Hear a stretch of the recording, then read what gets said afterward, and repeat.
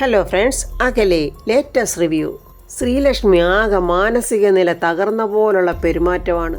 ഹരീഷ് ശ്രീലക്ഷ്മിയോട് പറയുന്നത്, നീ ഒന്നും കഴിച്ചില്ലല്ലോ, ഈ ജ്യൂസെങ്കിലും കുടിക്കു ശ്രീ, എനിക്കിപ്പോൾ വേണ്ട, എന്നാൽ നീ കുറച്ചു നേരം കിടന്നൊന്നുറങ്ങ് എന്നും പറഞ്ഞ് ശ്രീലക്ഷ്മിയെ ഹരീഷ് ആ കട്ടിൽ കിടക്കാൻ ഇങ്ങനെ സഹായിക്കുവാണ്. എന്നിട്ട് ഹരീഷ് അവിടെ നിന്ന് പുറത്തോട്ട് പോകുമ്പോൾ ഇതെല്ലാം രുക്മിണി നോക്കി നിന്ന് കാണുന്നുണ്ടായിരുന്നു. രുക്മിണി പറയും, ജ്യൂസ് അവിടെ ഇരിപ്പുണ്ട്, ഇനി കുറച്ച് പൊടിയും കൂടെ ഉണ്ട്, അത് അതിനകത്ത് കലക്കി അങ്ങോട്ട് കൊടുക്കുക, അപ്പോൾ അവൾക്ക് വട്ടങ്ങ് മൂത്തോളും. അങ്ങനെ രുക്മിണി ആരും കാണാതെ പതുക്കെ ശ്രീലക്ഷ്മിയുടെ മുറിയിലോട്ട് വന്ന് കയ്യിൽ കരുതിയിരുന്ന ആ പൊടി ആ ജ്യൂസിലോട്ട് കലക്കുവാണ്. അങ്ങനെ മയങ്ങിക്കിടന്ന ശ്രീലക്ഷ്മി പെട്ടെന്ന് തിരിഞ്ഞു നോക്കുമ്പോൾ രുക്മിണി ആ ജ്യൂസിൽ ഇങ്ങനെ എന്തോ കലക്കുന്ന അത് കണ്ടോണ്ട് പെട്ടെന്ന് ശ്രീലക്ഷ്മി ചാടി എഴുന്നേറ്റിട്ട്, നിങ്ങൾ എന്താ ജ്യൂസിൽ കലക്കിയത്? ഒന്നുമില്ല. പെട്ടെന്ന് രുക്മിണി ആ ജ്യൂസ് അങ്ങോട്ട് മറച്ചു പിടിക്കുക. ഇല്ല, ഞാൻ കണ്ടു, നിങ്ങൾ ആ ജ്യൂസിൽ എന്തോ കലക്കി. ഇല്ല, ഞാൻ കലക്കിയില്ല, എനിക്കിപ്പോൾ എല്ലാം മനസ്സിലായി, നിങ്ങളാണ് ഉണ്ണിയപ്പത്തിൽ അന്ന് വിഷം കലർത്തി എൻ്റെ കുഞ്ഞിനെ കൊന്നത്. എനിക്കറിയാം, നിങ്ങൾ തന്നെയാണ് എൻ്റെ കുഞ്ഞിനെ ഇല്ലാതാക്കിയത്. നിങ്ങളെ ഞാൻ വെറുതെ വിടില്ല, നിങ്ങളെ ഇന്ന് ഞാൻ കൊല്ലും എന്നും പറഞ്ഞ് രുക്മിണിയുടെ കഴുത്തിന് കയറി കുത്തിപ്പിടിക്കുവാണ് ശ്രീലക്ഷ്മി. ആ സമയത്ത് ഹരീഷ് അങ്ങോട്ട് ഓടി വന്നിട്ട്, ശ്രീ വിട് വിട് എന്ന് പറയും. എന്താ ഇവിടെ ഹരീഷ്, ഇവർ ഈ ജ്യൂസിനകത്ത് എന്തോ കലർത്തി, ഞാനത് കണ്ടു, ഇവരെന്നെ കൊല്ലും, ഇവരെ ഞാൻ വെറുതെ വിടില്ലെന്ന് പറഞ്ഞ് വീണ്ടും കഴുത്തിന് കുത്തിപ്പിടിക്കുക. ശ്രീ, നിന്നോട് അമ്മയെ വിടാനാ പറഞ്ഞു എന്നും പറഞ്ഞ് ശ്രീയുടെ ചെവിക്കുറ്റിക്ക് ഒരു അടി കൊടുക്കുന്നുണ്ട് ഹരീഷ്. ആ അടിയും കൊണ്ട് ശ്രീലക്ഷ്മി ആ കട്ടിലോട്ട് പോയി വീഴുവാണ്. അത് കഴിഞ്ഞിട്ട് അവൾ വീണ്ടും എഴുന്നേറ്റ്, ഇല്ല ഹരീഷ്, ഇവനാണ് നമ്മുടെ കുഞ്ഞിനെ കൊന്നത്, എനിക്കറിയാം എന്നും പറഞ്ഞ് വീണ്ടും രുക്മിണിയുടെ കഴുത്തെ പിടിച്ച് നിൽക്കുക. ഹരീഷ് അവളെ പിടിച്ചൊരൊറ്റ തെള്ളു. ശ്രീലക്ഷ്മി പോയി ആ അലമാരയുടെ സൈഡിൽ വീണ് അവിടെ നെറ്റി പൊട്ടി ഇങ്ങനെ ചോരയൊലിക്കുവാണ്. രുക്മിണി കള്ളക്കരച്ചിൽ, മോനെ ഇവള് പറയുന്ന കള്ളവാട, ഇവക്ക് ഭ്രാന്താട എന്നൊക്കെ പറയുവാണ്. ഞാൻ ഈ ജ്യൂസിൽ ഒന്നും കലക്കിയിട്ടില്ല മോൻ. അത് കേട്ടിട്ട് വീണ്ടും താണ്ട ശ്രീലക്ഷ്മി എഴുന്നേറ്റ് വന്ന് രുക്മിണിയുടെ കഴുത്തിന് കയറി പിടിക്കുവാണ്. ഹരീഷ് വീണ്ടും ശ്രീലക്ഷ്മിയെ തള്ളി കട്ടിലിലിട്ട് പെട്ടെന്ന് രുക്മിണി ഹരീഷിനെ കൊണ്ട് പുറത്തോട്ടിറങ്ങി കഥകിനം കുറ്റിയിട്ട്, മോനെ ഭ്രാന്താടാക്ക്, മുഴു ഭ്രാന്ത, അമ്മ എന്തായി കാണിക്കുന്നത്, അമ്മയെ പൂട്ടണ്ട, മാറടാ അങ്ങോട്ട്, അവൾ അവിടെ കിടന്ന് ചാകട്ടട എന്നും പറഞ്ഞ് രുക്മിണി അങ്ങ് പോവുക. ഹരീഷെ കഥക് തുറക്ക്, എന്നെ തുറന്നു വിട് എന്നും പറഞ്ഞ് അകത്ത് കിടന്ന് ശ്രീലക്ഷ്മി കരയുക. ഈ സമയം ക്ഷേത്രത്തിൽ പോയിട്ട് വേണുവേട്ടനും രാധമ്മയും രാജുവും ഹൃദയയും കൂടെ വരുക. വേണുവേട്ടൻ പറയും, എടിയ തിരുമേനി പറഞ്ഞതുപോലൊക്കെ ചെയ്യണം. അതിനെങ്ങനെ വേണുവേട്ട, അവളെ എങ്ങനെ നമ്മൾ ക്ഷേത്രത്തിൽ ദിവസവും കൊണ്ടുപോകും? അവളെ രുക്മിണിയുടെ വീട്ടിലല്ലേ? രാധമ്മേ എന്ന് വിളിച്ചു കൂവിക്കേണ്ട സാവിത്രി അങ്ങോട്ട് വരുന്നത്. നിങ്ങളെല്ലാവരും ഇവിടെ വർത്തമാനം പറഞ്ഞുകൊണ്ട് നിന്നോ, ദാണ്ട് അവിടെ വലിയ യുദ്ധമാണ് നടക്കുന്നത്. യുദ്ധമോ? നിങ്ങളുടെ മോള് ശ്രീലക്ഷ്മിയെ കെട്ടിക്കൊണ്ടുപോയ വീടില്ലേ, അവിടെ വലിയ കലാപമാണ് നടക്കുന്നത്. രാജു പറയാം, എൻ്റെ പൊന്നു ചേച്ചി മനസ്സിലാകുന്ന ഭാഷയിൽ പറ. ശ്രീലക്ഷ്മിയും ഹരീഷും രുക്മിണിയും ചേർന്ന് അവിടെ വല്ലാത്ത കയ്യാങ്കളിയും കത്തിയേറും ഒക്കെയാണ് നടക്കുന്നത്. ശ്രീലക്ഷ്മിയുടെ നെറ്റി പൊട്ടി അവിടെ രക്തപ്രളയവാ. അയ്യോ എൻ്റെ മോളെ എന്ന് പറയും, വാടാ ഇങ്ങോട്ട് എന്ന് പറയും. വേണുവേട്ടൻ രാജുവിനെ വിളിച്ചോണ്ട് ഓടുവാണ്. രാധമ്മ പറയും, അയ്യോ ഞാനും വരുന്നു. രാധമ്മയെ അവിടെ നിൽക്കെന്നും പറഞ്ഞ് ഹൃതിക പിടിച്ച് നിർത്തുക. രാധമ്മ സമാധാനത്തിലൂടെ നിൽക്കി, അവർ പോയിട്ട് വരട്ടെ. സാവിത്രി പറയാം, നേരത്തെ നിങ്ങളോട് ഞാൻ വന്ന് പറഞ്ഞതല്ലേ അവരാ രുക്മിണി അവളെ കൊല്ലുവെന്ന്. ഞാൻ പറഞ്ഞതന്ന് നിങ്ങൾ കേട്ടില്ലല്ലോ, ഇനി നിങ്ങൾ അനുഭവിക്ക് എന്നും പറഞ്ഞ് സാവിത്രി അവിടെ നിന്ന് അങ്ങ് പോയി. അയ്യോ എൻ്റെ പൊന്നുമോള് എന്നും പറഞ്ഞ് രാധമ്മ വിങ്ങിപ്പൊട്ടി കരയുക. ഹൃതിക രാധമ്മയെ ചേർത്ത് പിടിച്ച് സമാധാനിപ്പിക്കുക. രാധമ്മയെ കരയല്ലേ, ഒന്നും സംഭവിക്കില്ല. ഹരീഷിനെ തക്കത്തിന് കൈ കിട്ടിയ നേരം നോക്കി രുക്മിണി പറയാം, നിനക്ക് എന്തിനാടാ ഇങ്ങനൊരു ഭാര്യ, ഇവളെ എന്തിനാടാ നീ ഇങ്ങനെ വെച്ചോണ്ടിരിക്കുന്നത്? നെറ്റിയിൽ കൂടെ ചോര ഒലിപ്പിച്ചുകൊണ്ട് ശ്രീലക്ഷ്മി അകത്ത് കിടന്ന് കരയുക. ഹരീഷ, ഈ വാതിലൊന്ന് തുറക്ക്, എന്നെ ഒന്ന് തുറന്നു വിട്. അങ്ങനെ തുറക്കില്ലടി എൻ്റെ മോനെ, ഈ വാതിൽ തുറക്കില്ല, നീ അവിടെ തന്നെ കിടക്കടി. എൻ്റെ മകനെ നിനക്ക് കൊല്ലാനുള്ളതല്ലടി, ഞാൻ എൻ്റെ മോനെ പെറ്റു വളർത്തിയതേ നിനക്ക് നിന്റെ വീട്ടുകാർക്ക് നേർച്ചക്കോഴിയാക്കാനല്ലടി. എന്നെ ഒന്ന് തുറന്നു വിടാനാ പറഞ്ഞത്, വിടത്തില്ലടി. എൻ്റെ ആങ്ങളമാരെയൊക്കെ വിളിച്ചിട്ടുണ്ട്, ഇന്ന് എനിക്ക് രണ്ടിലൊന്ന് അറിയണം. എന്തിനാമ്മേ അവരെയൊക്കെ വിളിച്ചു വരുത്തിയത്? അതെ, അങ്ങനെ വേണോടാ, നീ ഒറ്റയ്ക്കൊരു തീരുമാനമെടുത്താൽ ശരിയാകത്തില്ല. ഇന്ന് രണ്ടിലൊന്നൊരു തീരുമാനം എടുക്കണം. എനിക്ക് പുറത്തേക്ക് പോകണം, ഒന്ന് വാതിൽ തുറക്ക് എന്നും പറഞ്ഞ് വീണ്ടും അവൾ അലമുറയിട്ട് കരയുക. നീ അവിടെ കിടക്കടി, എന്തായാലും ഇതിനൊരു തീരുമാനം ഉണ്ടാകട്ടെ. ഏതായാലും എൻ്റെ മോനിന് നിന്നെ വേണ്ടടി. ആ സമയത്ത് അങ്ങോട്ട് വേണുവേട്ടനും രാജു ഓടിക്കേറി വരിക. അവരെ കണ്ടതും രുക്മിണിയും ഹരീഷും അങ്ങ് എഴുന്നേറ്റ്, എന്താ ഇവിടെ ദേഷ്യത്തോടെ വേണുവേട്ടൻ, ഇവിടെ പലതും നടക്കും, നിങ്ങളാരാ ചോദിക്കാൻ? ഞങ്ങൾ ആരാന്ന് അറിയണോടി, അവളെൻ്റെ മോളാടി എന്നിങ്ങനെ വേണുവേട്ടൻ ഉറക്ക പറയുന്ന ശ്രീലക്ഷ്മി കേട്ട് അകത്തുനിന്ന് ശ്രീലക്ഷ്മി കരഞ്ഞോണ്ട് അച്ഛാ അച്ഛാ നലറി വിളിക്കുവാണ്. അച്ഛാ, എന്നെ ഇവിടെ പൂട്ടിയിട്ടിരിക്കുക, എന്നെ ഇവിടെ നിന്നൊന്ന് രക്ഷിക്കച്ച. രാജു ചോദിക്കുന്നു, എന്താടായി കാണിച്ചത്? രുക്മിണിയുടെ ആ നട്ടലില്ലാത്ത മോൻ ഹരീഷ് പറയും, എൻ്റെ വീട്ടിലങ്ങനെ പലതും നടക്കും, നിങ്ങൾ ആരാടാ ചോദിക്കാൻ, ഇറങ്ങി പോടാ ഇവിടുന്ന്. അച്ഛാ, എൻ്റെ കുഞ്ഞിനെ കൊന്നത് ഇവരാ, ഈ രുക്മിണിയാ. ചേട്ടാ, ഈ രുക്മിണിയാ എൻ്റെ കുഞ്ഞിനെ കൊന്നത്. ഇവരെന്നെയും കൊല്ലും, എന്നെ കൊല്ലാൻ വേണ്ടി ജ്യൂസിൽ വിഷം കലർത്തിയത് ഞാൻ കണ്ടതാ. ദാണ്ടേ നിങ്ങളുടെ മോക്ക് പ്രാന്താ, പ്രാന്ത്. അവളെ ചങ്ങലക്കിടേണ്ട സമയം കഴിഞ്ഞു. എടാ ഹരീഷേ, ഈ സ്ത്രീ എന്തൊക്കെയാടാ പറയുന്നത്? എൻ്റെ അമ്മ പറഞ്ഞത് ശരിയാ, അവൾക്ക് പ്രാന്താ. ദേഷ്യത്തോടെ രാജു ഹരീഷിനെ കയറി വലിച്ചു പറിച്ചിട്ട്, എടാ പ്രേമിച്ച് നടക്കുമ്പോൾ ഇല്ലാത്ത പ്രാന്ത് കല്യാണം കഴിച്ചപ്പോൾ ഇപ്പൊ എങ്ങനെയാടാ അവൾക്കുണ്ടായത്? ആരാടാ അവളെ പ്രാന്തിയാക്കിയത്? എൻ്റെ പെങ്ങൾക്ക് എന്താ സംഭവിച്ചു?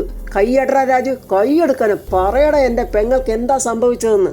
അത് നീ പറയാതെയോ അതറിയാതെ ഞാൻ നിന്നെ വിടില്ലടാ. ശ്രീലക്ഷ്മി വീണ്ടും കരയ, ഈ വാതിലൊന്ന് തുറക്ക്.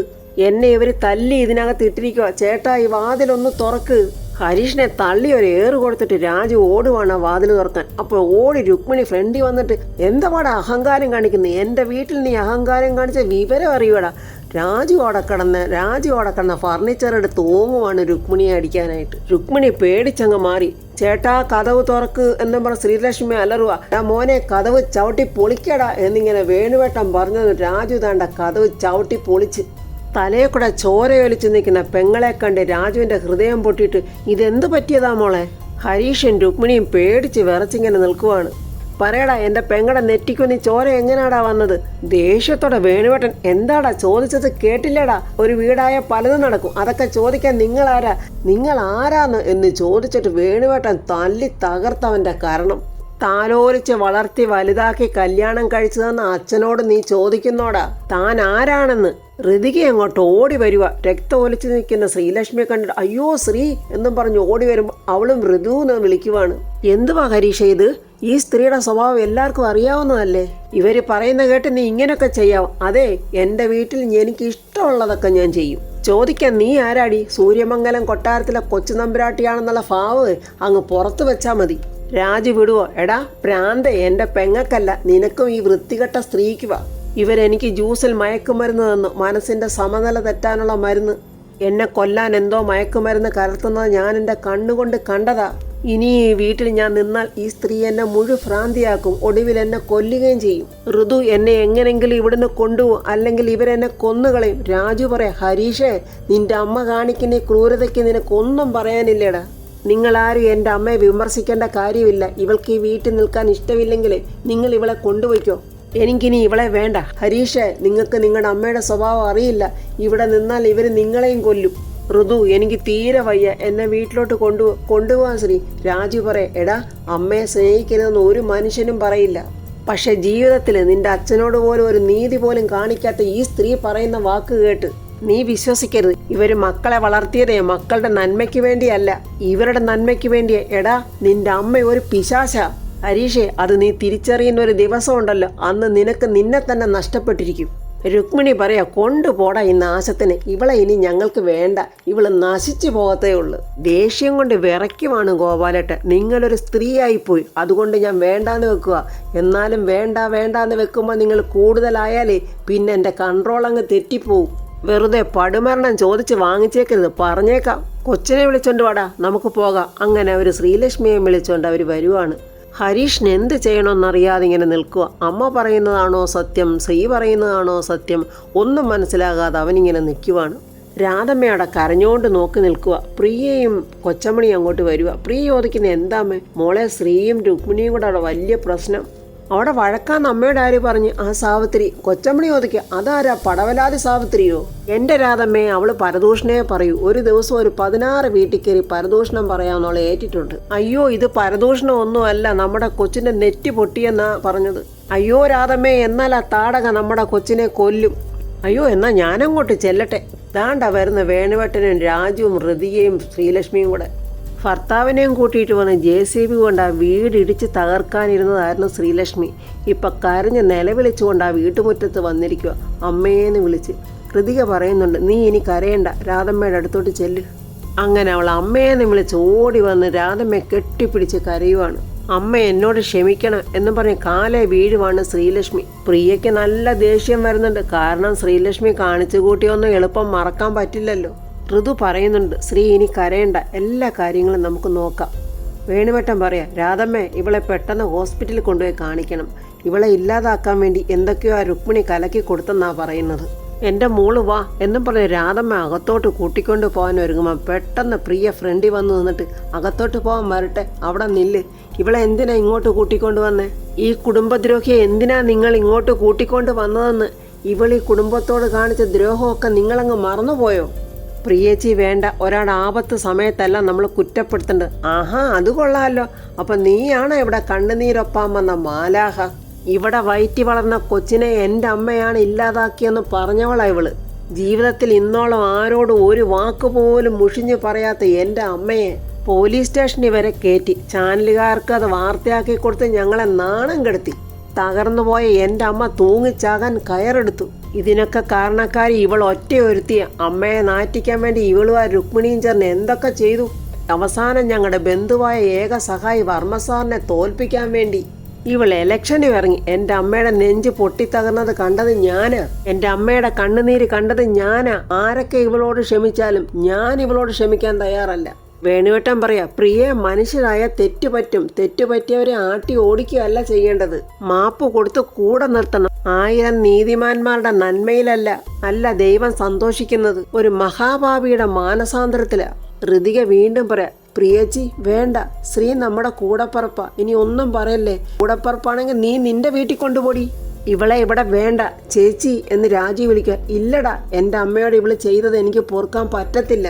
എടി പ്രിയെ, ലോകത്തൊരു കോടതിയെ അവക്ക് മാപ്പ് കൊടുക്കത്തുള്ളൂ. അതെ, ഒരമ്മയുടെ മനസാക്ഷി എന്ന കോടതിയാ. അല്ല, എനിക്ക് മനസ്സിലാകാത്തോണ്ട് ചോദിക്കുക, നിങ്ങൾക്കൊക്കെ എങ്ങനെ ഇവളോട് പൊറുക്കാൻ കഴിയുന്നു?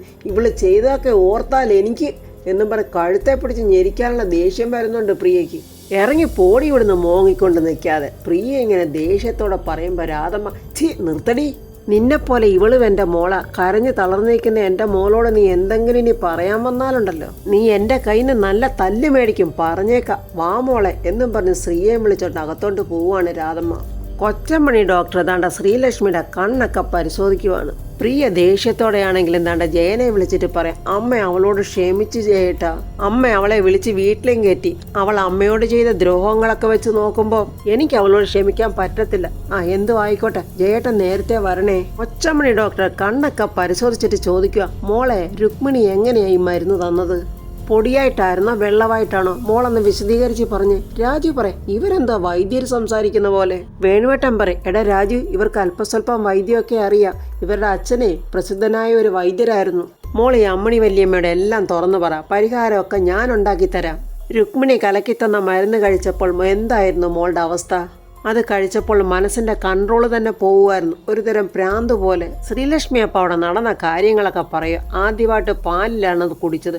കുടിച്ചു കഴിഞ്ഞപ്പോൾ ദേഷ്യത്തോടെ ഹരീഷിൻ്റെ കഴുത്ത് പിടിച്ച് ഞെരിച്ചതും ഹരീഷിനെയും രുക്മിണിയെയും ശ്രീലക്ഷ്മി അടിച്ചതും പിന്നീട് ഉറങ്ങിക്കിടക്കുമ്പോൾ ശ്രീലക്ഷ്മി കുടിക്കാൻ വെച്ചിരുന്ന ജ്യൂസിൽ രുക്മിണി ഒരു പൊടിയിട്ട് കലക്കുന്നത് കണ്ടതും അങ്ങനെ എല്ലാ കാര്യങ്ങളും ശ്രീലക്ഷ്മി അങ്ങോട്ട് പറയുക. കൊച്ചമ്മണി പറയാം, മഹാദ്രോഹി, എന്തൊരു പണിയാവളി കാണിച്ചത്. അപ്പോൾ കൊച്ചമ്മണിക്ക് മനസ്സിലായി അതെന്തോ കൂടുപത്രമാണെന്ന്. അപ്പോൾ ഫ്രണ്ട്സ്, കൊച്ചമ്മണി ഇനി ആ കൂടുപത്രം എന്താണെന്ന് പറഞ്ഞു കൊടുക്കുവോ? എന്തായാലും ആ തിരുമേനി പറഞ്ഞതുപോലെ ഇനി ശ്രീലക്ഷ്മിയെ ദിവസവും ആ ക്ഷേത്രത്തിൽ കൊണ്ടുപോയി വഴിപാടുകൾ നടത്താനും തൊഴിക്കാനും ഒക്കെ കഴിയും. അങ്ങനെ ശ്രീലക്ഷ്മിയുടെ അസുഖമെല്ലാം മാറും. ഹരീഷിന് മനസ്സിലാകും അമ്മ കാണിച്ച ക്രൂരത എന്താണെന്ന്. ഹരീഷ് തന്നെ രുക്മിണിക്കുള്ള ശിക്ഷ കൊടുക്കും എന്നുള്ള പ്രതീക്ഷയോടെ നമുക്ക് അടുത്ത റിവ്യൂവിൽ കാണാം. എൻ്റെ ഈ റിവ്യൂ ഇഷ്ടപ്പെട്ട ലൈക്കും കമൻസും, സബ്സ്ക്രൈബ് ചെയ്യാത്തവർ സബ്സ്ക്രൈബ് ചെയ്യണേ.